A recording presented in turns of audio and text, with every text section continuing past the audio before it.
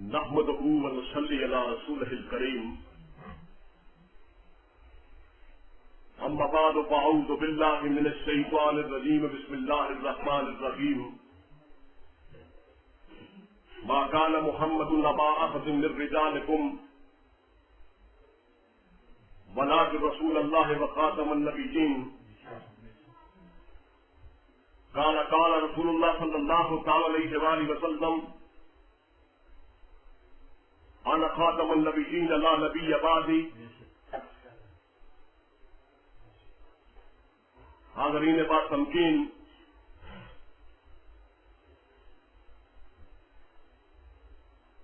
ये दुनिया एक स्टेज है,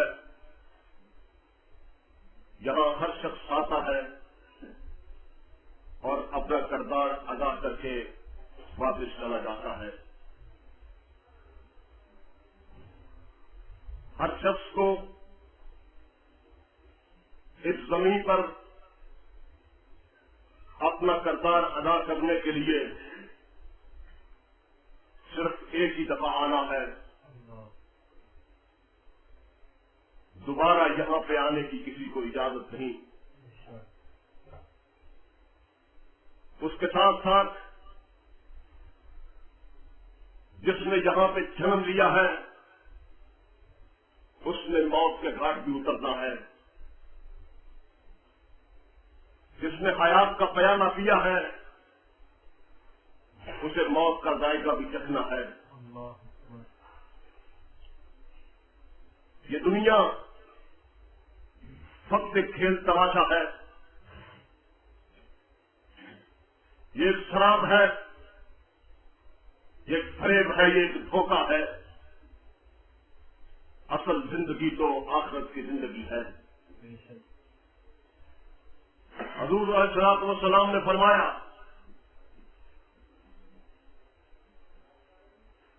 फक्त अक्लमंद वो है जो अपनी आखिरत की जिंदगी को मद्देनजर रखते हुए जिंदगी को गुजारता है।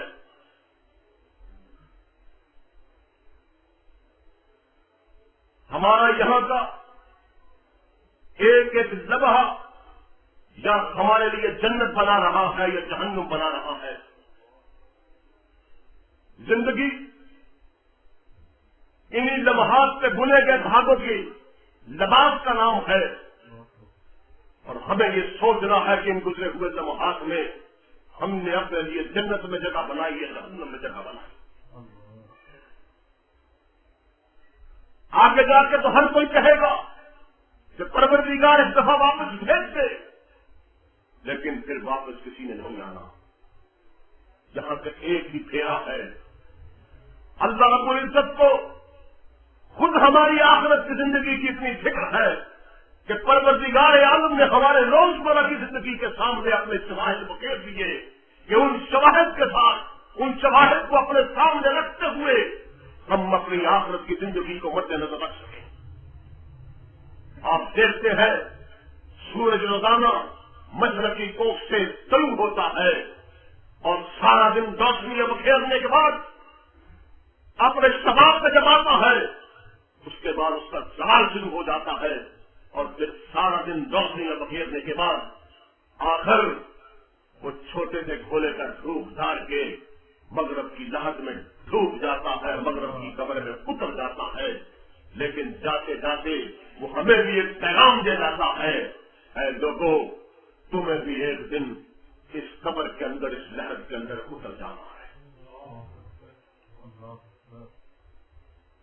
हम देखते हैं कि सितारे रोजाना जब खलीब फरी पर अपनी हसीन बलून सजाते हैं, खूब गपशप होती है, आपस में चहकते महकते हैं, कहानियां सुनाते हैं, गुफ्तगू करते हैं।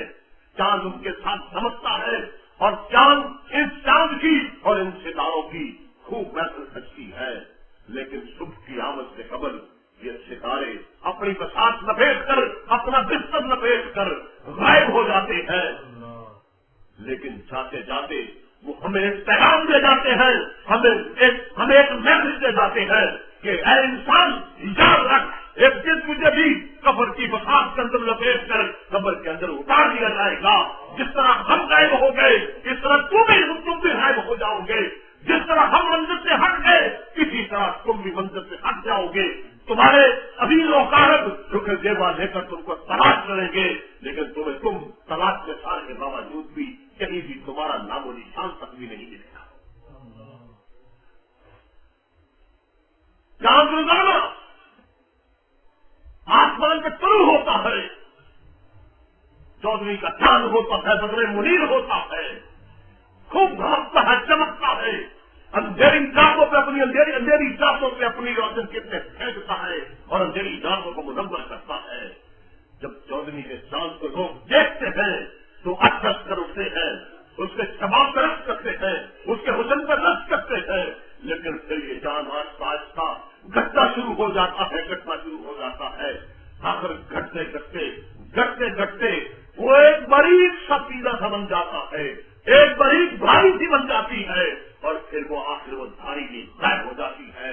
लेकिन वो चांद गायब होने से पहले हमें यह कहता है कि ऐसे शबाब अपने शबाब में नाज करने वालों, अपनी कड़ियल जवानी में नाज करने वालों, अपने कुएं बाजू में नाज करने वाले, आज तेरे साल जो है ये आप महताज की तरफ धमक रहे हैं। याद रख एक वक्त आएगा फिर तू भी मेरी तरह छोटा होता जाएगा, अगर होते होते मेरी तरह कमजोर होके एक दिन तू भी दुनिया से गायब हो जाएगा।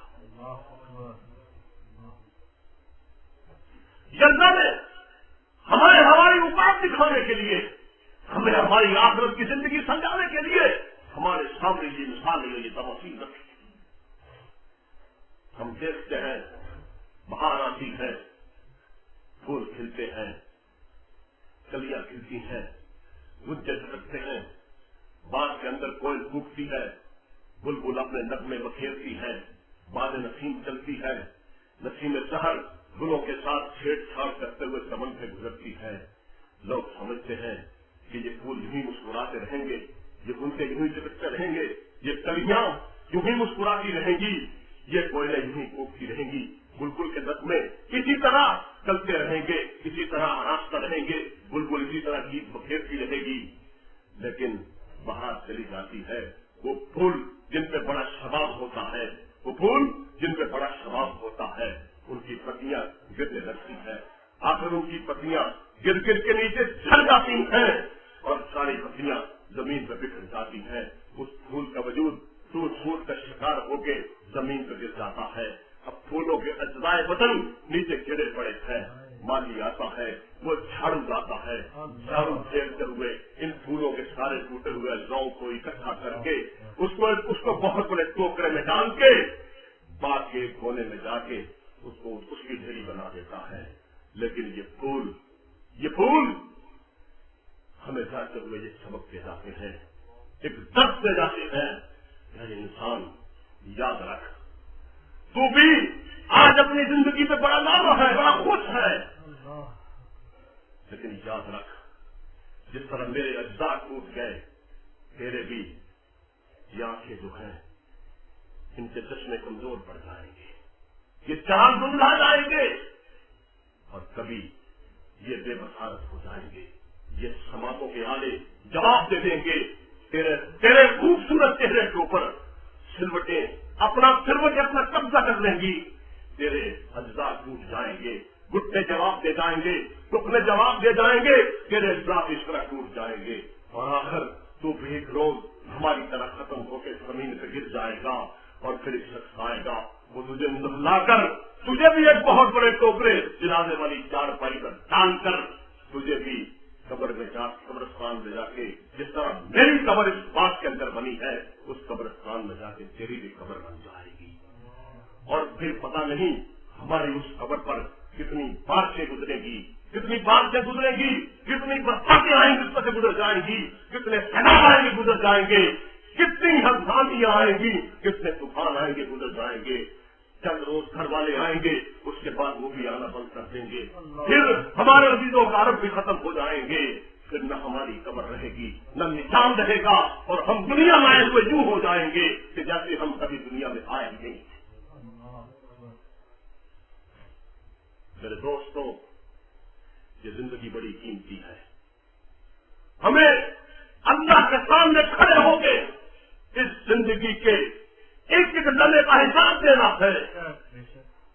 जब ये जिंदगी इतनी कीमती है तो आओ फिर ये जिंदगी उसके नाम कर दें जो बाहर तकलीफ कायनात है, जिसके वजूद की वजह से हमें वजूद मिला, जिसकी जिंदगी की वजह से हमें जिंदगी मिली। अगर वो न होते तो हम भी न होते। आओ अपनी ये सबसे कीमती जिंदगी उसके नाम कर दें जिसकी वजह से पूरी कायनात को वजूद मिला है, पूरी कायनात को जिंदगी मिली है, और वो इस कायनात की रूह है। दोस्तों,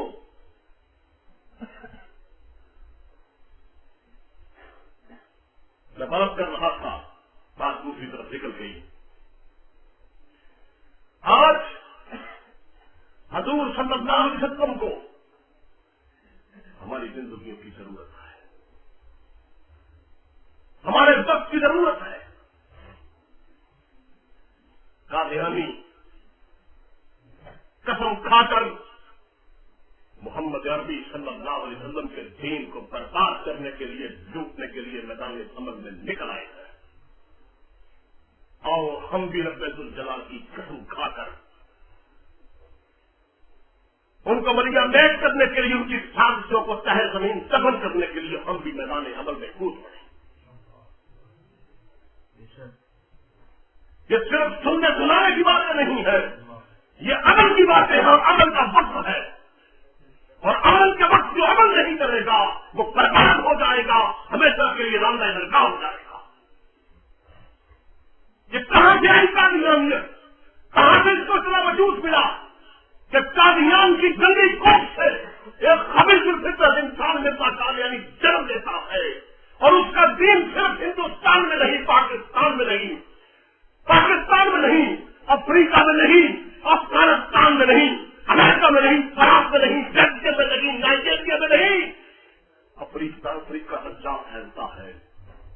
मैं वसूल के साथ ये बात कहता हूं कि आज दुनिया का कोई खिता ऐसा नहीं है जहां पर कादियानियत का वजूद नहीं है।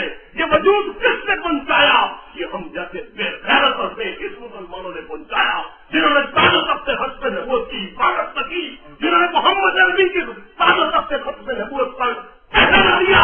उस पहरा न देने की वजह से आज छूटी नबूवत का तूफान पूरी दुनिया के अंदर हमें ललकार रहा है, मुसलमानों के ईमानों को लूटा जा रहा है।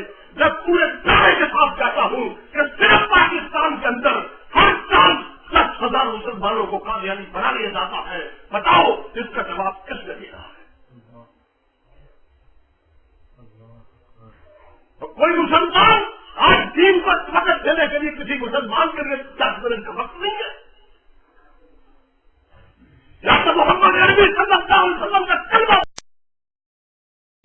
का कलमा पड़े, या उनकी इज्जत और नामूस की हिफाजत करना भी छोड़। अगर उनकी इज्जत और नामूस की हिफाजत नहीं करनी तो फिर हक बनता है कि उनका कलमा पढ़ना भी छोड़।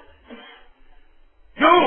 इसलिए कि कोई गैरतमंद औरत किसी बेगैर खामन को बर्दाश्त नहीं करती, कोई गैरतमंद खामन किसी बेगैर बीवी को बर्दाश्त नहीं करता, कोई गैरतमंद भाई किसी बेगैर बहन को बर्दाश्त नहीं करता, कोई गैरतमंद बाप किसी बेगैर बेटी को बर्दाश्त नहीं करता।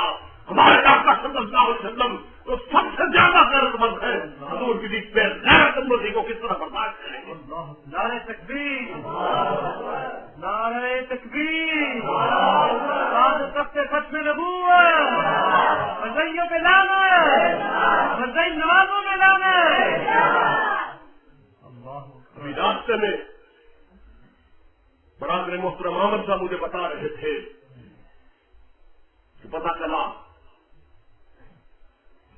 कि यहां पे कूलर बनाने वाली, एयर कूलर बनाने वाली एक फैक्ट्री है टाउनशिप में। उस फैक्ट्री का जो मालिक है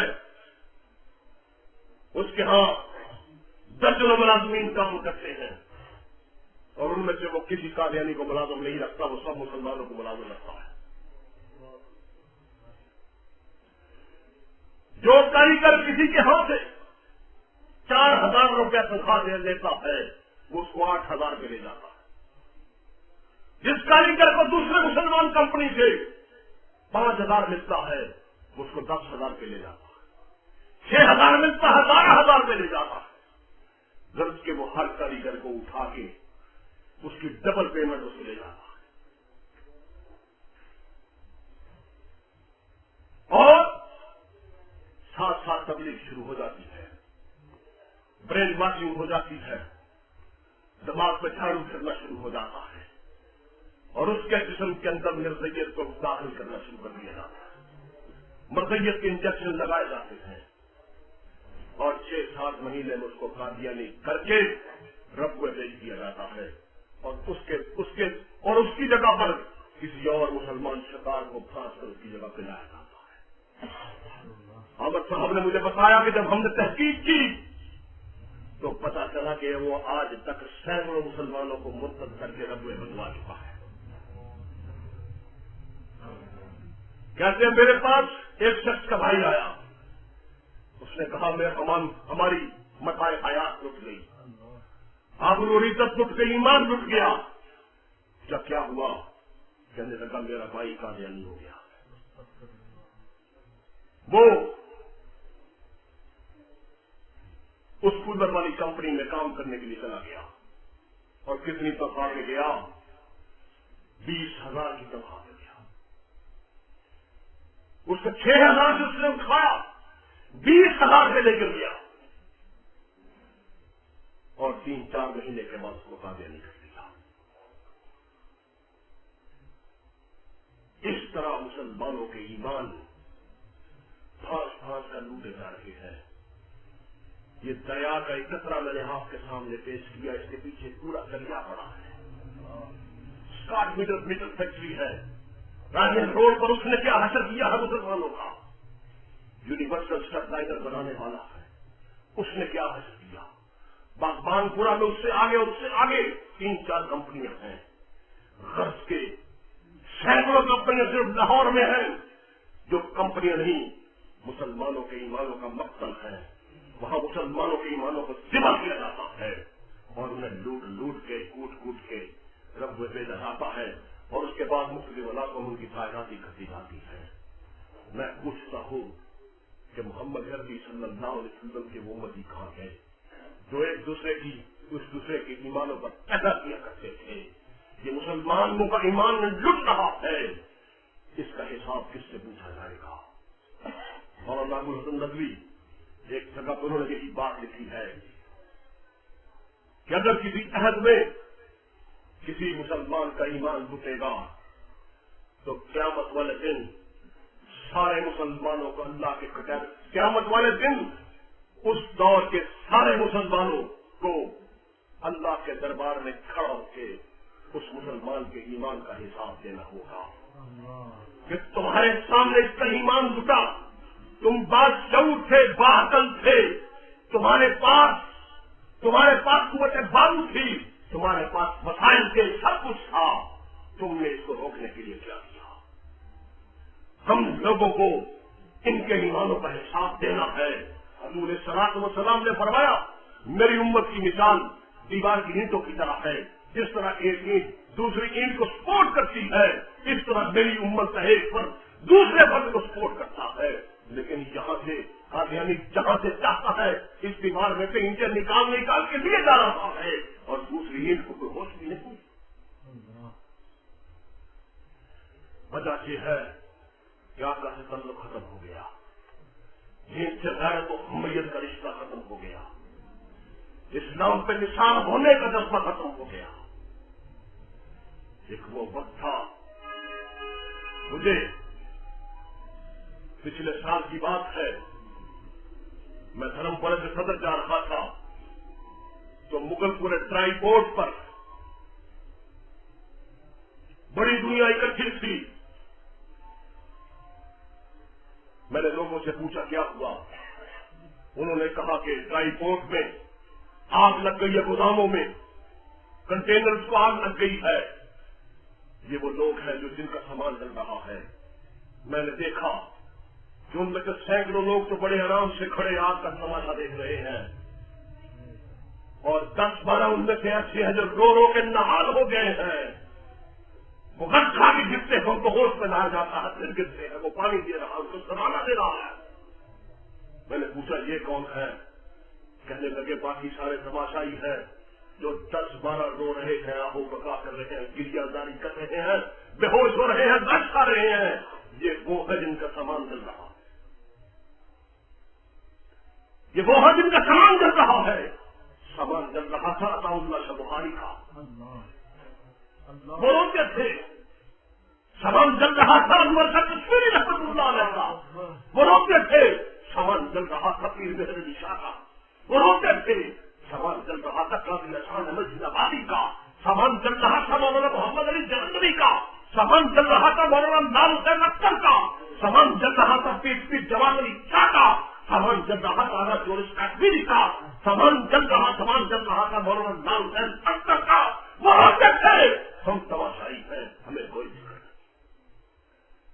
ان سے جیلیں آنے سیکھی اس لیے کہ وہ پہرانے کے رستے کی رکاوٹ بنتے تھے۔ ہمیں تو ہمارے قوم میں تو کبھی کاٹا بھی نہیں چکا۔ یہی فرق ان کا اور ہماری زندگی کا۔ حضرت علی رضی اللہ تعالیٰ عنہ نے اپنا وزن کرنے کے لیے ہمیں ایک ترازو مہیا کیا، ایک فکرے میں ساری بات سمجھا لی۔ کہا اگر تم حق پر ہو، ذرا غور سے سنیے اس بات کو، فرمایا اگر تم حق پر ہو اور تم آسائش میں بھی ہو تو سوچو کہ کیا تم حق پر ہو؟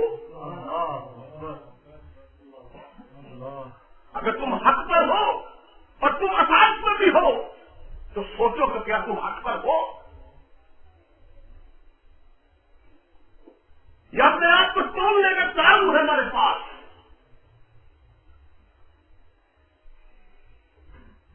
حضرت موسیٰ علیہ السلام، آئیے ہم بھی اپنے آپ کو تولیں۔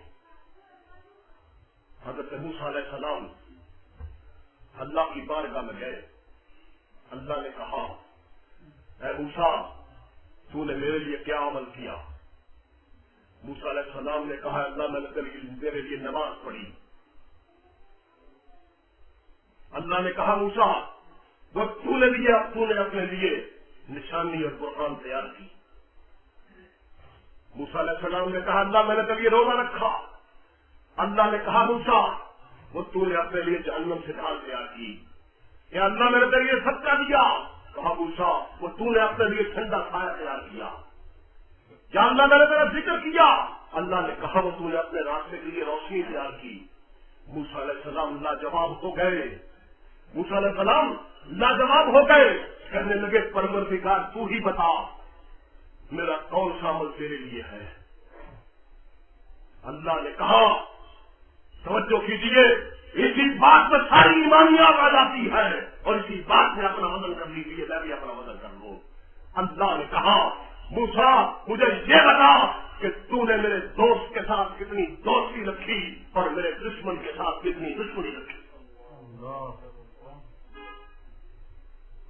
میرے دوست کے ساتھ کتنی دوستی رکھی، میرے دشمن کے ساتھ کتنی دشمنی رکھی۔ آؤ سوچیں ہم نے اپنے آقا صلی اللہ علیہ وسلم کے دوستوں کے ساتھ کتنی دوستی رکھی اور ان کے دشمنوں کے ساتھ کتنی دشمنی رکھی۔ اور دشمنی کیا رکھنی تھی ہم تو ان کی اشاعت کا باعث بنے، ان کے پھیلاؤ کا باعث بنے۔ ہم نے ان کو موٹر وے تبدیل کر کے دی، ان پہ اپنی گاڑیت کو بتا کے پوری دنیا کے اندر قادیانیت کو پھیلاؤ۔ وہ ایک کہتا ہے کہ مرزا محمد رسول اللہ ہے اور دوسرا حضور کا امتی، ایک ہی ٹیبل پہ بیٹھ کے دونوں کھانا کھا رہے تھے۔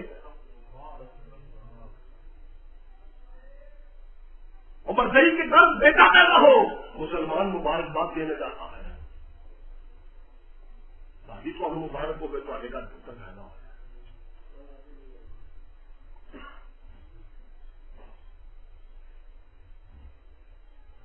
مسلمان ٹیچر قادیانی کی گریجویشن پڑھایا جاتا ہے۔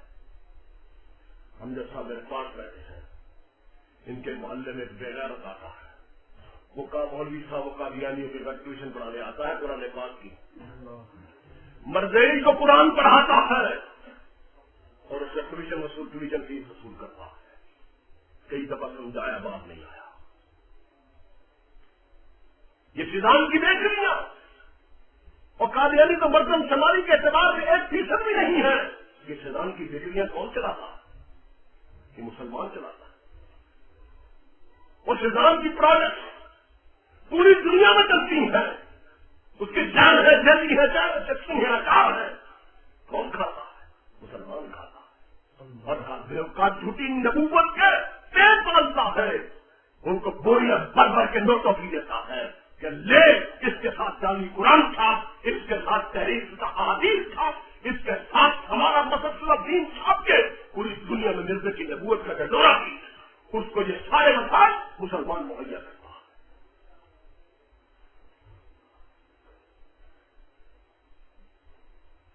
تاجدار ختم نبوت، تاج تخت ختم نبوت، مجاہدین ختم نبوت، یہ مسلمان مہیا کرتا ہے۔ کبھی یہ غیرت اس حد تک تھی، بات کر رہا تھا محبت اور نفرت کی، کہ اللہ نے کہا موسیٰ تو مجھے یہ بتا کہ تو نے میرے دوست کے ساتھ کتنی دوستی رکھی اور میرے دشمن کے ساتھ کتنی دشمنی رکھی۔ میرے دوستوں، ہمارے سامنے یہ چراغ چل رہا، یہ ٹیوب چل رہی ہے، اس کو روشن کرنے کے لیے دو تاروں کی ضرورت ہے، ایک گرم تار ہے، ایک ٹھنڈی تار ہے۔ جب تک دونوں تاریں نہ، ایک ٹھنڈی تار ہے، جب تک دونوں تاریں نہ ہو یہ ٹیوب نہیں چلے گی، یہ چراغ نہیں چلے گا۔ ایک گرم تار ہو، ایک ٹھنڈی تار ہو، پھر یہ ٹیوب چلتی ہے، یہ چراغ جلتا ہے۔ اسی طرح اس جسم کے اندر، اس جسم کے اندر ایمان کا چراغ جلانے کے لیے بھی ایک ٹھنڈی تار کی ضرورت ہے اور ایک گرم تار کی ضرورت ہے۔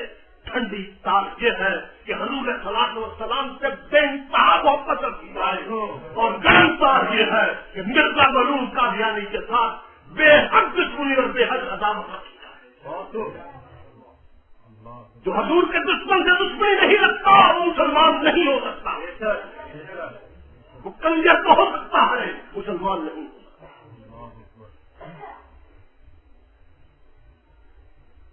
ابھی جب یہ دونوں تارے بھرپور طریقے سے روشن تھیں، وہ کس انداز میں تھیں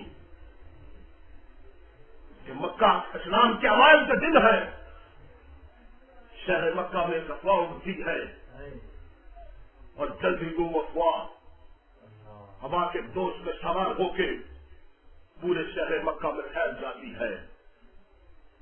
وہ افواہ کیا تھی کہ نعوذ باللہ حضور صلوات و سلام کو قتل کرنے کی نیت سے مکہ کی پہاڑیوں میں پکڑ لیا گیا ہے۔ جب یہ افواہ ایک 12 سالہ بچے حضرت زبیر رضی اللہ تعالی عنہ تک پہنچتی ہے تو وہ ماہی پیاس کی طرح تڑپنے لگتے ہیں، آنکھوں سے صرف سونے نکلنے لگتے ہیں، غصے کے ساتھ پورا جسم کانپنے لگتا ہے، شریانوں کے اندر خون آگ بن کے دوڑنے لگتا ہے۔ زبیر اتنی دیر بھی نہیں کرتے کہ پاؤں میں جوتا پہن سکیں، اتنی دیر بھی نہیں کرتے کہ تلوار کو میان میں ڈال سکیں، ننگے پاؤں اور ہاتھ میں ننگی تلوار سر پر مکے کی پہاڑیوں کی طرف دوڑے جا رہے ہیں۔ جب یہ بھاگ رہے ہیں تو ایک گلی کا موڑ مڑتے ہیں تو دیکھتے ہیں کہ سامنے سے سرور کونین صلی اللہ علیہ وسلم تشریف لا رہے ہیں۔ جب حضور صلوات و سلام زبیر کو اس حالت میں دیکھتے ہیں تو پوچھتے ہیں زبیر کہاں کا راستہ ہے، کدھر کا ارادہ ہے؟ زبیر کہتے ہیں یا رسول اللہ صلی اللہ علیہ وسلم مجھے پتا چلا کہ نعوذ باللہ آپ کو قتل کرنے کی نیت سے مکہ کی پہاڑیوں میں پکڑ لیا گیا ہے، میں مکہ کی پہاڑیوں کی طرف جا رہا تھا۔ حضور صلوات و سلام وہ سوال زبیر کی طرف واپس لوٹا دیتے ہیں، کہتے ہیں زبیر اگر ایسا ہو جاتا تو تو کیا کر لیتا؟ زبیر اگر ایسا ہو جاتا تو تو کیا کر لیتا؟ زبیر نے جو جواب دیا تاریخ نے وہ جواب اپنی پیشانی پہ رقم کر لیا۔ زبیر نے کہا یا رسول اللہ صلی اللہ علیہ وسلم اگر ایسا ہو جاتا تو میں مکے کی گلیوں میں کفار کی اتنی قتل و غارت کرتا، اتنی قتل و غارت کرتا کہ مکے کی گلیوں کو کفار کے خون کی ندیوں میں تبدیل کر دے گا۔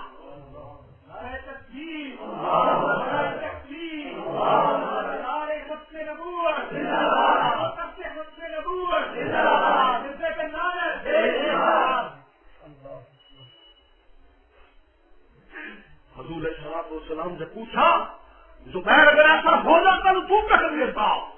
زبیر نے کہا یا رسول اللہ صلی اللہ علیہ وسلم اگر ایسا ہو جاتا تو میں مکے کی گلیوں میں کفار کی اتنی قتل و غارت کرتا، اتنی قتل و غارت کرتا کہ مکے کی گلیوں کو کفار کے خون کی ندیوں میں تبدیل کر دیتا۔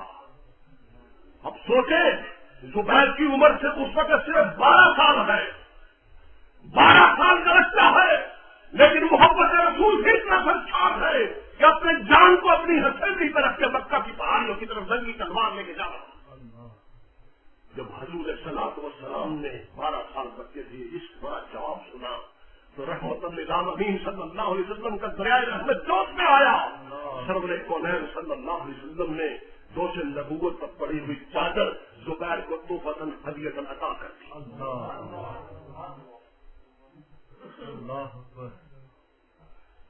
ادھر اللہ پاک بھی یہ منظر دیکھ رہے تھے، پروردگار عالم نے جبرائیل کو بھیجا۔ جبرائیل آئے اور آ کر کہا یا رسول اللہ صلی اللہ علیہ وسلم اللہ نے آپ کو سلام بھیجا ہے، اللہ نے آپ کو سلام بھیجا ہے، اور اس سے اللہ جملہ سنیے آپ کے ساتھ ساتھ اللہ نے زبیر کو بھی سلام بھیجا ہے۔ یاروں کو بات ہے تو سبحان اللہ کہنے مجھے پتا چلے کہ آپ سن رہے ہیں، آپ دوست کو بالکل خاموش ہو کے بیٹھے۔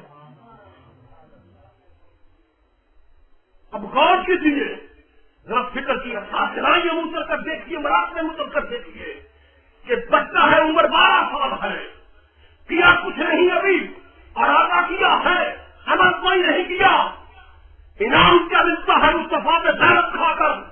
انعام یہ ملتا ہے کہ وہ چادر رحمت نبوت کے دوست پہ جو رہتی تھی وہ حضور نے تحفۃ عطا کر دی اور پروردگار عالم کا سلام آ گیا۔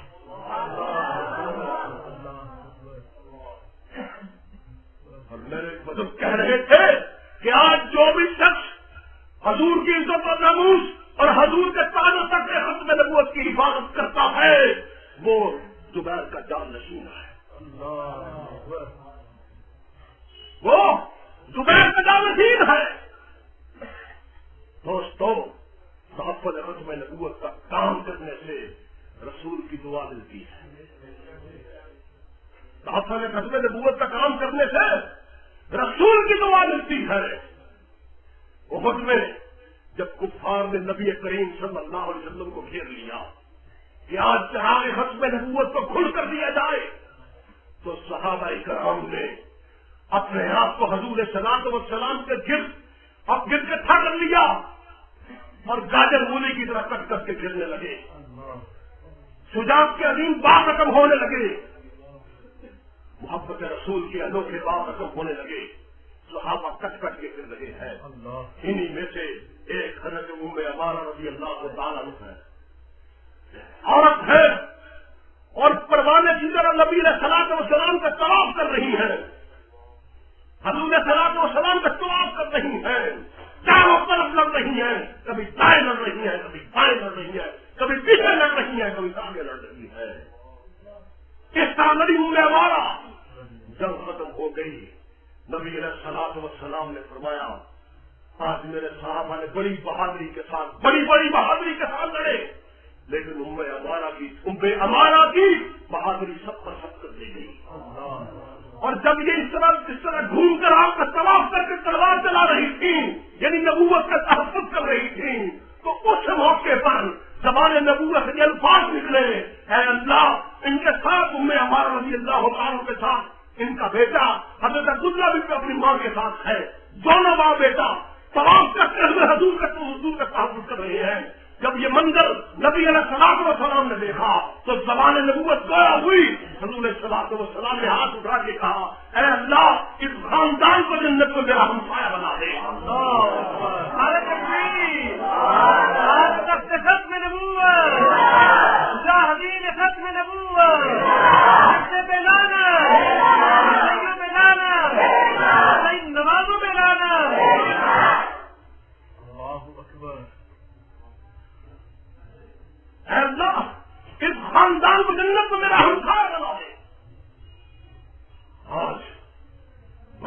لوگ دعا کرتے ہیں یا اللہ جنت میں حضور صلی اللہ علیہ وسلم کا قرب عطا فرمانا. ادھر حضور صلی اللہ علیہ وسلم خود چاہت کر رہے ہیں کہ اللہ اس خاندان کو جنت میں میرا ہمسایہ بنا دینا. دوستو بات ہے محنت کی. کام وہی کرے گا تحفظ ختم نبوت کا جس کے اندر غیرت و حمیت ہوگی.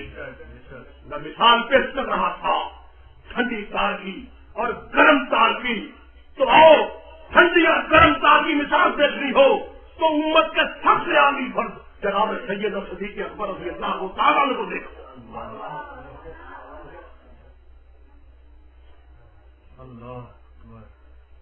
ٹھنڈی تار یہ محبت رسول اس حد تک ہے اس حد تک ہے کہ ہر جگہ پہ رسول کریم صلی اللہ علیہ وسلم کے ساتھ ہیں اور آرزو یہ ہے کہ میں حضور کے قدموں پہ نثار ہو جاؤں.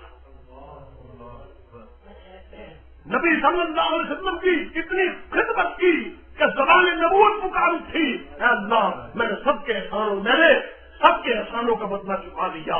ابو بکر کے احسانوں کا بدلہ کل رب الجلال خود اٹھائے گا.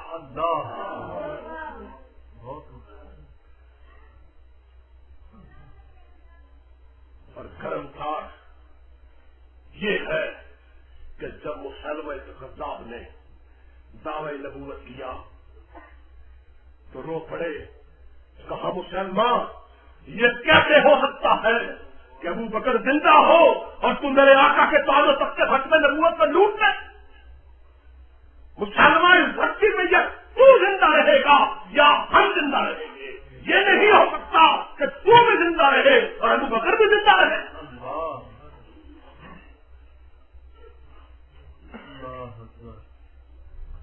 تو پھر خالد بن ولید نے تیسرا رقص دے کے بھیجا ہے تو وہاں نے مسلمہ کذاب کے 27,000 مرتدین کو جہنم واصل کیا ہے. اب صدیق اکبر کی گرفتار نے کیا ہے کہ جب خالد بن ولید فتحیاب ہو گئے تو پوچھا صدیق اکبر سے کہ جو قید ہے جو بقیہ ہے ان کے ساتھ کیا سلوک کیا جائے. تو صدیق اکبر کا جلال دیکھیے کہ ابو بکر صدیق اللہ کا جلال بن گیا, اللہ کا قہر بن گیا, اللہ کا غصہ بن کے ان مرتدین پہ ٹوٹ پڑا. ابو بکر نے کہا خالد جو 27,000 قتل ہوئے ہیں پہلے ان کی لاشوں کو آگ لگا.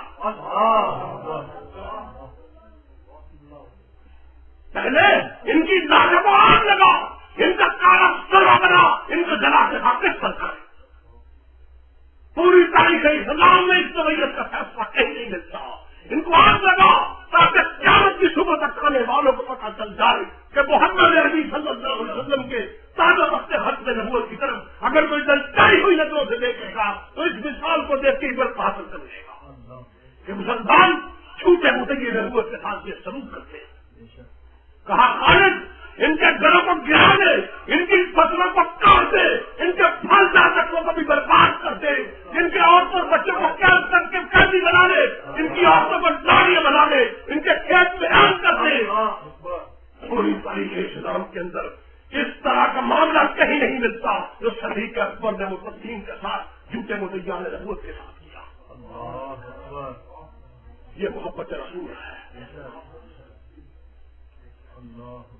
وہ ہم تو قاضی علی کے ساتھ کھانا کھانے کے بعد نہیں آتے اور شادی میں جانے کے بعد نہیں آتے, اور بعض مطلب تو عید والے دن قادیانی سے معاملہ کرتے ہیں کہ قادیانی کنجر تیری بھی آج عید ہے, گوشت ذبح کرتے ہیں. ادھر قادیانی اپنا بکرا ذبح کرتا ہے عید الاضحیٰ کے موقع پر, ادھر مسلمان ذبح کرتا ہے جو ادھر گوشت بیچتا ہے کہ ادھر گوشت بیچتا ہے.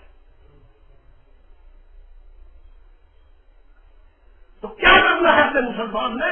ایسے مسلمان کو پوری دنیا میں جوتے نہ پڑے تو اور کیا ہو. آج مشرق سے لے کے مغرب تک, شمال سے لے کر جنوب تک مسلمانوں نے, شمال سے لے کر جنوب تک بش نے 130 کروڑ امت کو کان پکڑوائے تھے. کون سا ملک ہے جہاں پر مسلمان عزت و آبرو کے ساتھ زندہ ہے؟ مجھے امریکی جنرل کا کون یاد آ رہا ہے جس نے عراق میں کہا تھا کہ ہم مسلمانوں کو مارنے کے بعد ان کی لاشوں کو گنا نہیں کرتے، کیونکہ کیڑوں مکوڑوں کی تعداد کو گنا نہیں جاتا۔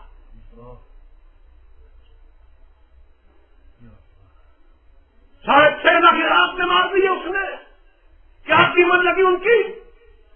کبھی ہماری یہ قیمت تھی جب ہم رسول کے دامن سے وابستہ تھے، جب ہم حضور کے لیے ہمارے دل کے اندر حرارت تھی، جب نبی کے لیے ہماری نفرت تڑپتی اور پھڑکتی تھی، اس وقت ہماری غیرت کا معیار یہ تھا کہ عمر بن عبد العزیز کے دور کا دور ہے۔ روم کے علاقے میں ایک مسلمان تاجر جاتا ہے تجارت کے لیے،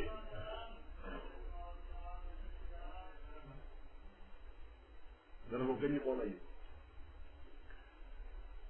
وہ تجارت کے لیے جاتا ہے، وہاں دیکھتا ہے ایک دکان ہے،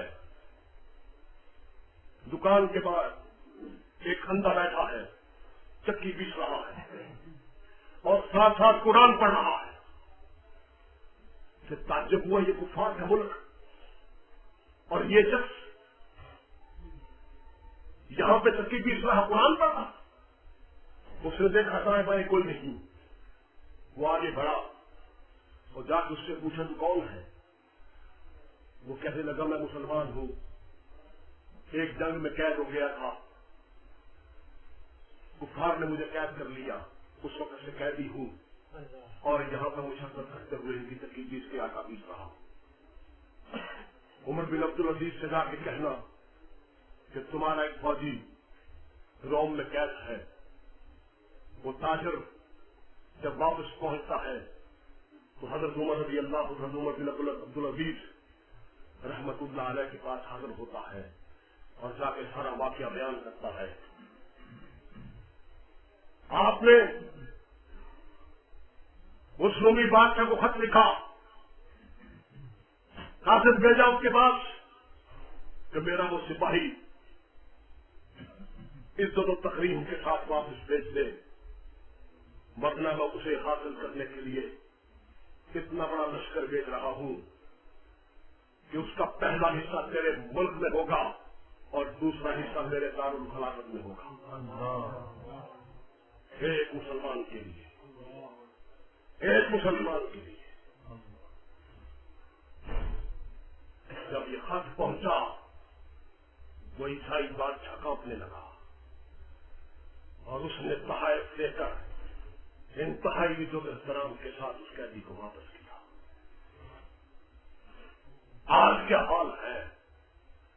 آج گوانتانامو میں جانوروں کے پنجروں میں اعلیٰ درجے کے مسلمان قید ہیں اور باقی سارے مسلمان انہیں یوں دیکھ رہے ہیں جس طرح بچے چڑیا گھر میں بندر کو دیکھتے ہیں۔ ان کی زندگی میں، ان کے تعیش میں کوئی فرق نہیں آتا، انہیں ان کا کوئی غم نہیں ہے، کوئی فکر نہیں ہے۔ کفر متحد ہو گیا، ہم پریشان ہو کر بکھر گئے اور کفر نے ہم پر کاٹھی ڈال دی اور ہمارے لگام ڈال کر ہم پر تسلط حاصل کر لیا۔ یہ نتیجہ ہے اس بات کا کہ مسلمانوں اس نتیجے پر یاد رکھو، جب تک مسلمانوں نے رسول عربی صلی اللہ علیہ وسلم کی عزت کی حفاظت کی، اللہ پاک نے مسلمانوں کی عزت کی ہمیشہ حفاظت کی۔ یہ کبھی نہیں ہو سکتا کہ حضور کی عزت میں تو قادیانی کتے پہنچے اور ہماری عزت میں کود رہ گئے۔ ہماری عزت حضور صلوات و سلام کی عزت کے ساتھ جڑی ہوئی ہے۔ ہمیں اس وقت عزت ملے گی جب ہم حضور صلوات و سلام کی عزت کی حفاظت کریں۔ جب حضور صلوات و سلام کی عزت کی حفاظت کرتے تھے اس وقت تو ہماری صورتحال یہ تھی کہ دیوبند کے ساحل پر ہمارا 17 سال کا نوجوان اترتا تھا اور متکبر راجا صاحب کی گردن کاٹ کے ساتھ لے جاتا تھا۔ جب ہم حضور کی عزت کی حفاظت کرتے تھے تو اتنے غیر مند تھے کہ سندھ کے ساحل سے ایک بیٹی پکارتی تھی، یا ابھی حجاج، اے میرے باپ حجاج، تو اس نے نگرستان سے پار عراق سے آواز دی، بیٹی میں آ رہا ہوں۔ اور ظالم تھا، بے غیرت نہیں تھا، بے حمیت نہیں تھا. ایک بچی کی رہائی کے لیے، ایک بچی کی آواز پر اس نے لاکھوں کا لفظ جمع کر دیا. جب ہم حضور کی عزت کے پہلے دار تھے، اس وقت ہماری یہ بات تھی اس دنیا کے اندر کہ وہ ہمارا لیڈر لائن تھا جو کشتی کا جہاں جلا کر سفید کے ہسپانیہ کے ساتھ کو اترا تھا، اور اس نے یورپ میں اسلام کا دروازہ کھولا تھا. اور اس جرنیل کی جرت اور محبت کی وجہ سے، جرت کی وجہ سے یورپ کے اندر مسلمانوں نے 850 سال حکومت کی. اور اللہ نے اس وقت کام لیا جب ہم حضور کی عزت کا کٹ بننے کے جذبے سے لیس تھے. طارق بن زیاد کے پاس اس درجے کی محبت رسول تھی کہ طارق بن زیاد ابھی کشتی میں جا رہا ہے اور اسے حضور صلاۃ وسلام کی زیارت ہوتی ہے. اس نے ایسے ہی وہاں پہ جا کے کشتیاں نہیں جلا دی تھیں کہ پیچھے سمندر ہے، آگے دشمن ہے. اس نے اپنے سپاہیوں سے کہا تھا، دوستو پیچھے سمندر ہے، آگے دشمن ہے، اور زندگی دشمن کو پار ہے، آؤ دشمن کو کاٹ کے رکھ دیں اور زندگی کے پاس کریں.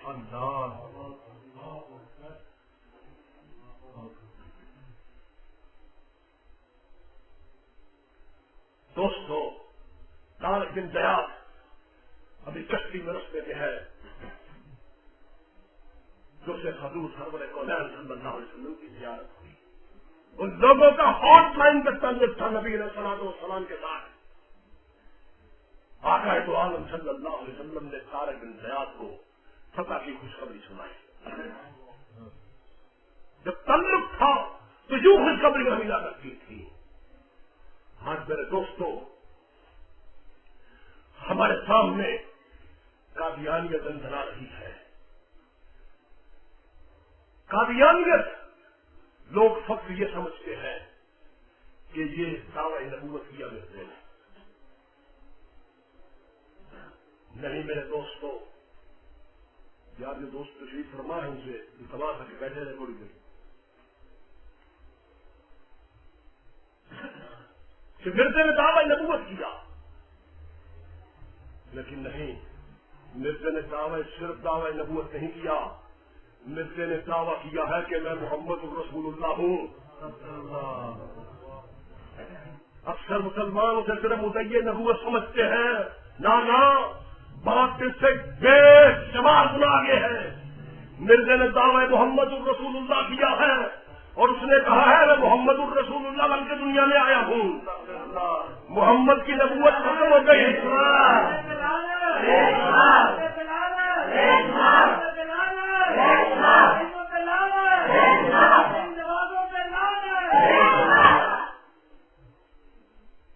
محمد کی نبوت ختم ہو گئی. اب میری نبوت کا زمانہ ہے. اب نبوت میری چلے گی. قادیانیت صرف بہائیت کی طرح کو مدعی نبوت کی تحریک نہیں. بہاء اللہ نے دعویٰ کیا لیکن اس نے کہا میرا اسلام سے کوئی تعلق نہیں. اس لیے علامہ اقبال نے کہا کہ بہائیت اتنی خطرناک نہیں جتنی قادیانیت ہے.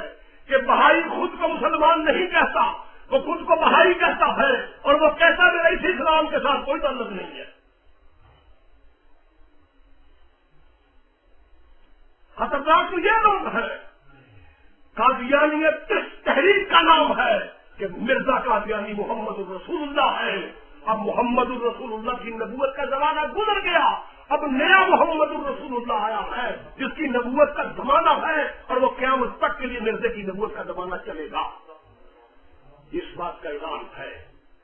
قادیانیت فقط کوئی ایسی تحریک نہیں.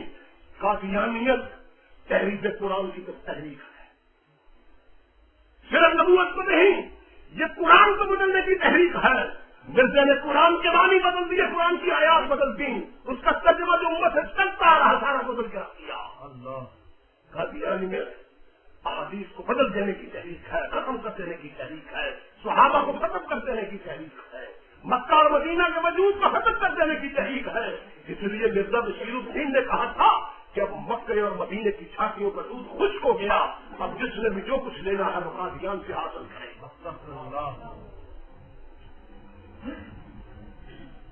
قادیانیت نسل رسول کو، قادیانیت نسل رسول کا متقع کرنے میں بھی تحریک ہے کہ مرزا قادیانی کہتا ہے اب سید وہ ہوگا جو میری اولاد سے ہوگا۔ اس بات کا اس کا اعلان ہے کہ اب دنیا میں کوئی سید پیدا نہیں ہوگا، حضور کی اولاد ختم ہو گئی، اب سید کوئی نہیں۔ مرزا نے کہا اب سید وہ ہوگا جو میری اولاد سے ہوگا، اور اس کے بعد اس نے ولایت کو بھی قطع کیا، ختم کیا۔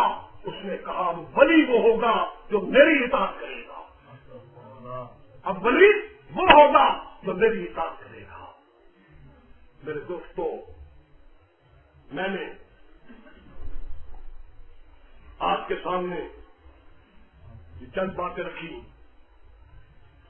کہ یہ تحریک کیا کر رہی ہے، کس طرح سے کس انداز کے ساتھ مسلمانوں کو لوٹ رہی ہے، اور کس انداز کے ساتھ مسلمانوں کے ایمانوں کو ختم کر کے اپنے مقصد میں لے جا کے ان کو قادیانیت میں تبدیل کر رہی ہے۔ اس کے لیے ہمیں بھی راہ عمل سوچنا ہے، ہمیں بھی کوئی رائے متعین کرنی ہے، ہمیں بھی کوئی راہ فکر کا انتخاب کرنا ہے کہ اب ہم نے اس کے لیے کیا کرنا ہے۔ ہمیں بھی ایک منصوبہ بندی کرنی ہے کہ ہم نے اس فتنے کو دنیا سے کس طرح ختم کرنا، کس طرح اس کا مقابلہ کرنا ہے۔ اس کی وجہ، قادیانیت کے پھیلنے کی وجہ سب سے بڑی یہ ہے کہ 99% مسلمان نہیں جانتا کہ قادیانیت کیا ہے، اور 99% قادیانی بھی نہیں جانتا کہ قادیانیت کیا ہے۔ یہ سارا کام اندھیرے کے اندر ہو رہا ہے۔ مسلمان کو اگر پتہ چل جائے کہ ان کے عقائد کیا ہے، مرزا کیا ہے، اس کو نبی بنانے کے اسباب کیا ہے، محرکات کیا ہے، تو کبھی وہ کلمہ بول کے ان کے قریب نہ بچے۔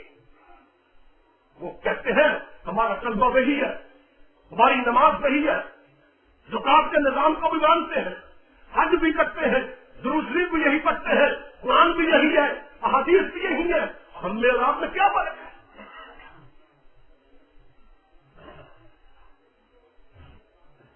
تو دوستو، وہ مسئلہ جو سب سے اہم مسئلہ ہے، جس مسئلے کے گرد سارا دین گھومتا ہے، اس مسئلے کو آج امت بھول گئی۔ اس مسئلے کو ہم نے اپنے مدارس سے نکالا، اس مسئلے کو ہم نے اپنی یونیورسٹیوں سے نکالا، اپنے کالجوں سے نکالا، اپنی مسجد سے نکالا، اور ہر جگہ سے، حتیٰ کہ نصابی کورس سے بھی اس مسئلے کو نکالا، اور امت کو اس مسئلے کے بارے میں اندھا کر دیا، اور اندھے پھر گڑوں میں گرا ہی کرتے ہیں۔ وما علینا الا البلاغ المبین۔